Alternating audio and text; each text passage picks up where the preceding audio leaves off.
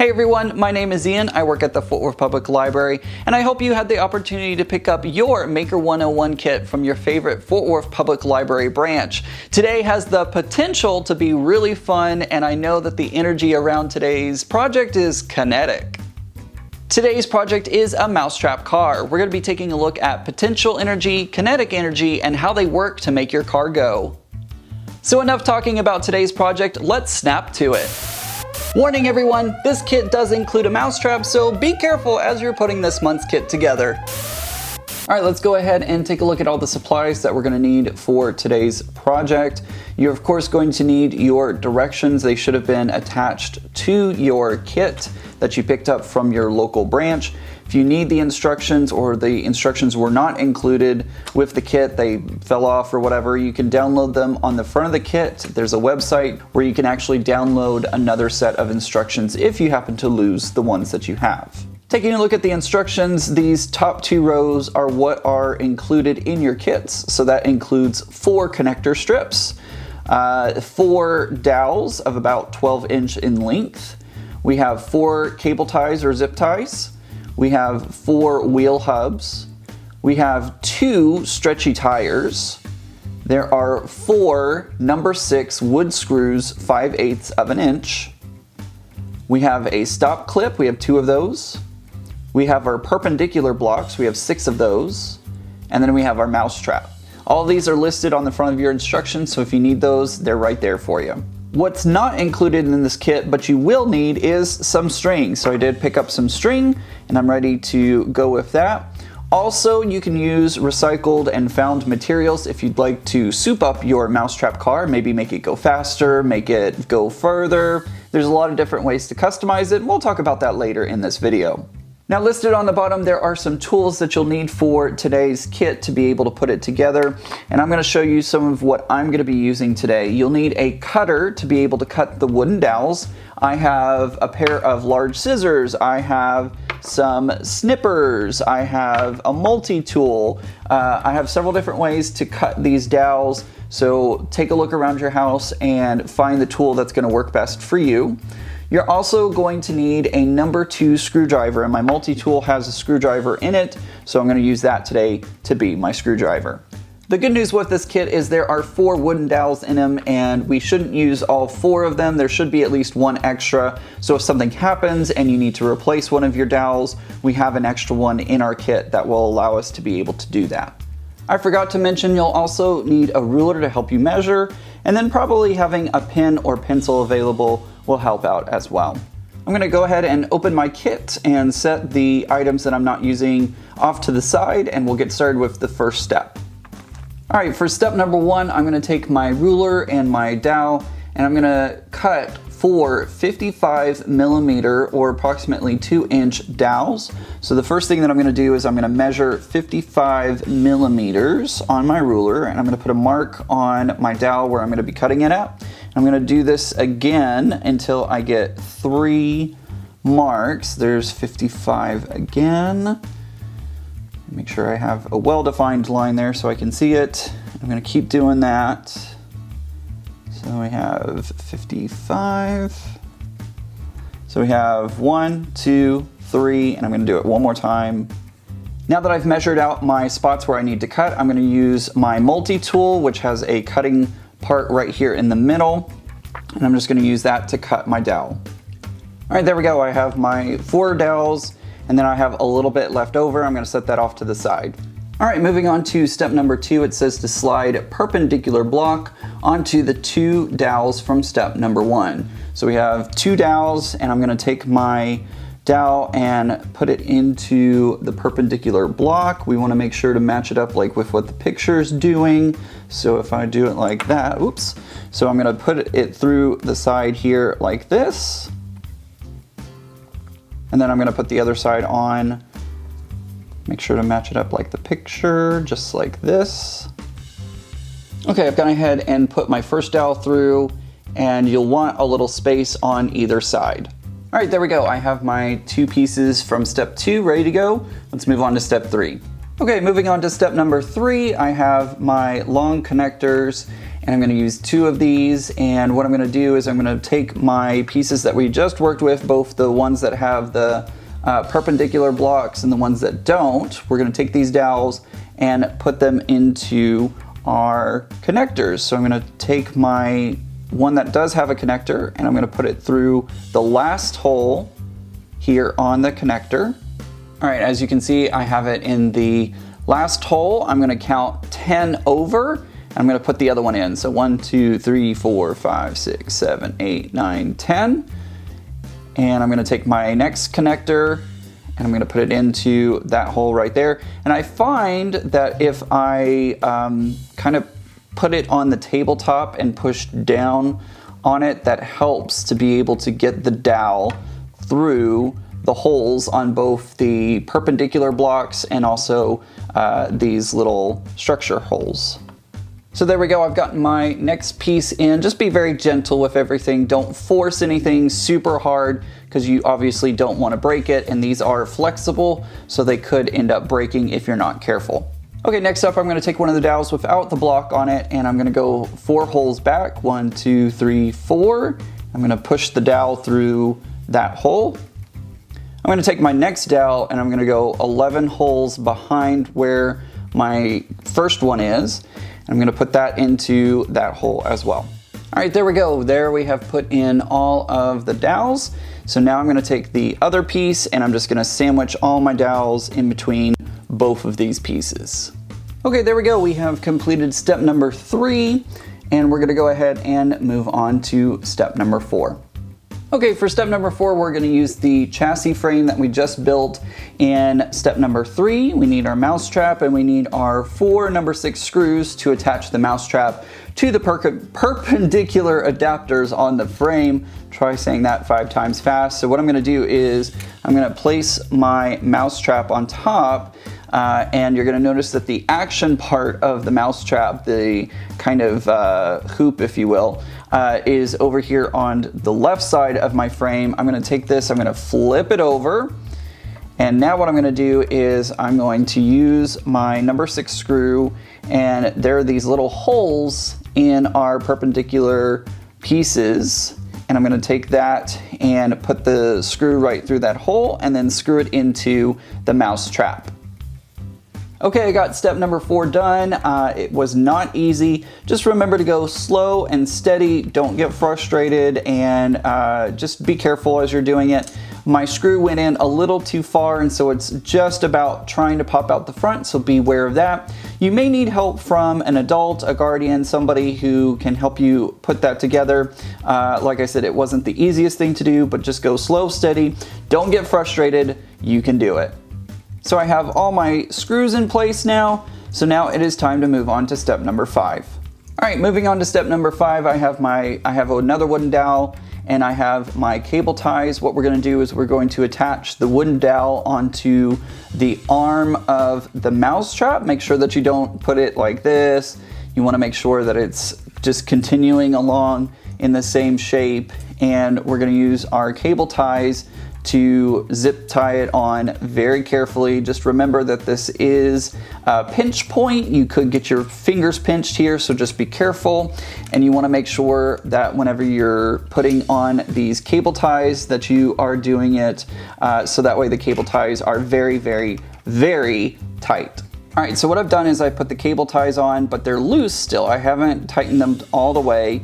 And what I'm going to do is I'm going to work from this middle one here, and I think this is about where I want my middle one to be. So what I'm gonna do, just making some final adjustments here, and I'm just gonna now tighten my middle one down so that way it's nice and tight up against the dowel and holds everything in nicely. All right, now that I've gotten that one tight, I'm gonna move to the one closest to the spring and just tighten that one down.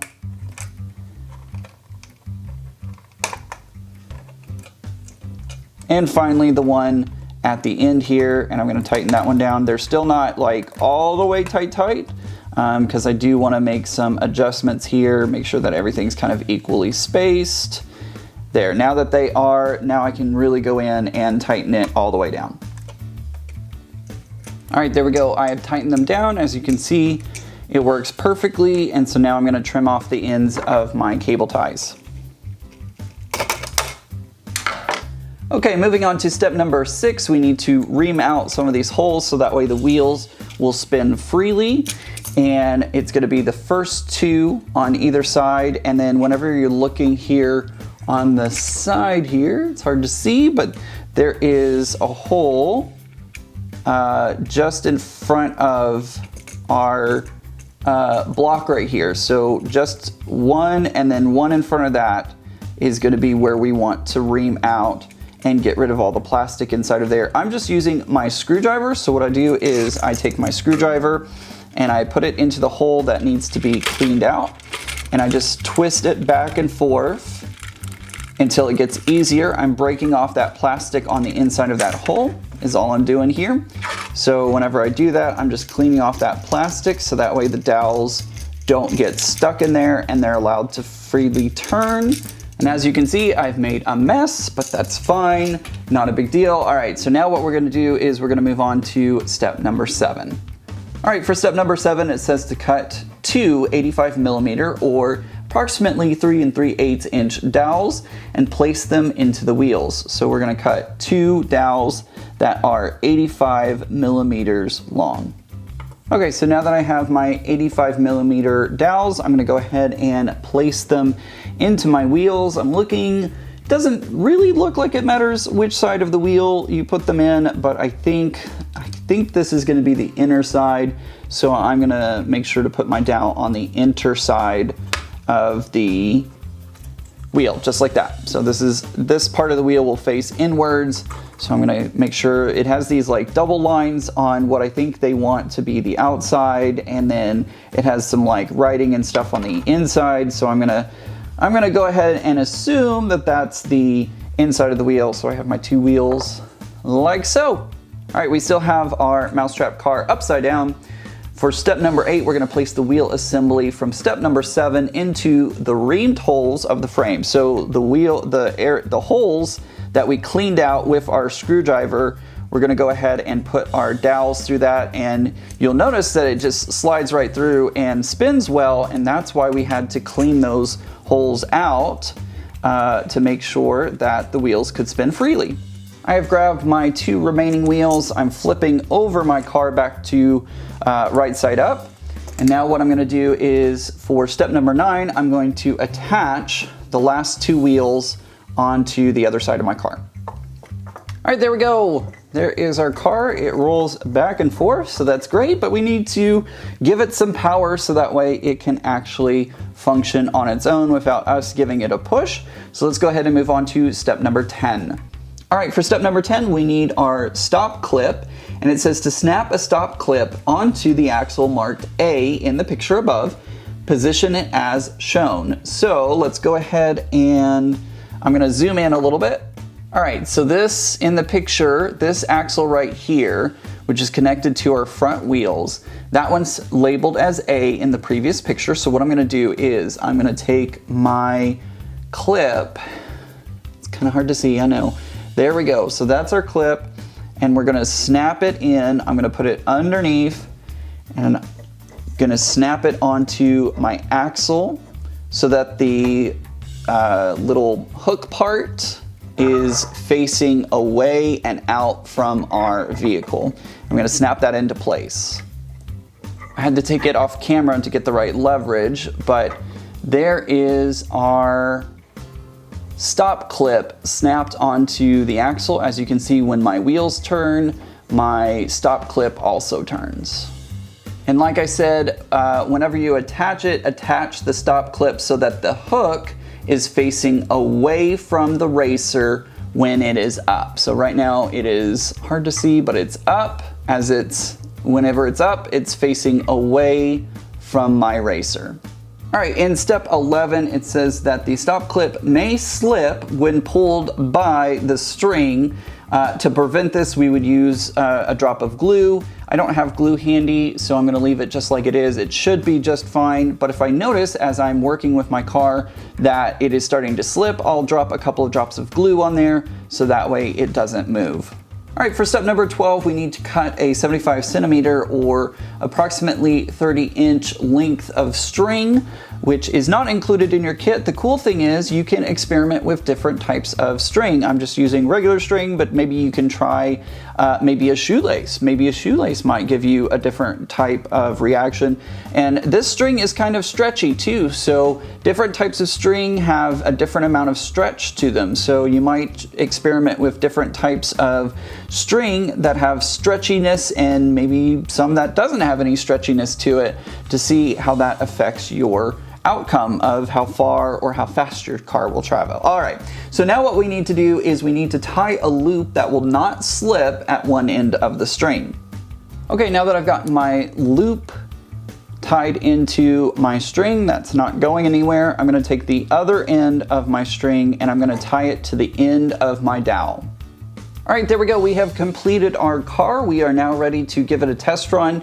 You can also take the rubber bands or rubber tires and you can glue them onto your back wheels or front wheels to give you traction. Probably the front wheels because that's where all the energy is coming from. So you probably want to attach them on the front wheels. I'm going to leave them like it is for now. I might experiment with that later.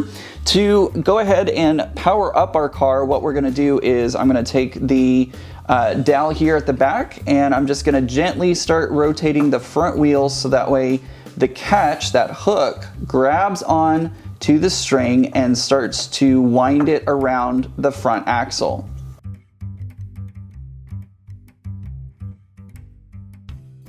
Okay, now that I have my string now wrapped around the front axle, in order to activate my car, all I have to do is release the mousetrap and it starts to pull the front wheels to power my vehicle.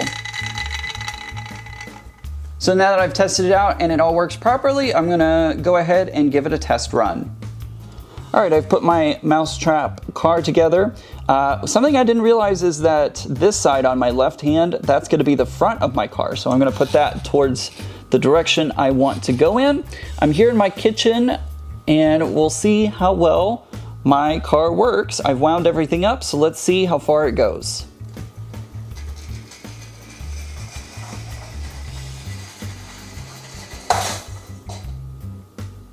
My kitchen wasn't quite big enough, so I've come outside to see if I can see how far this car actually goes. So let's go ahead and put it to the test.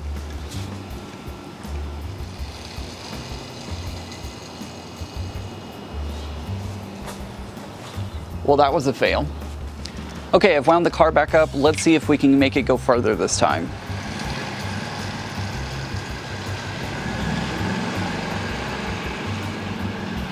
All right, one thing I'm noticing about this car is that it doesn't have really good steering and it doesn't go very straight. Part of that is because the sidewalk is a little uneven, but I think this car may have some issues that I need to work out. All right, let's try it one more time.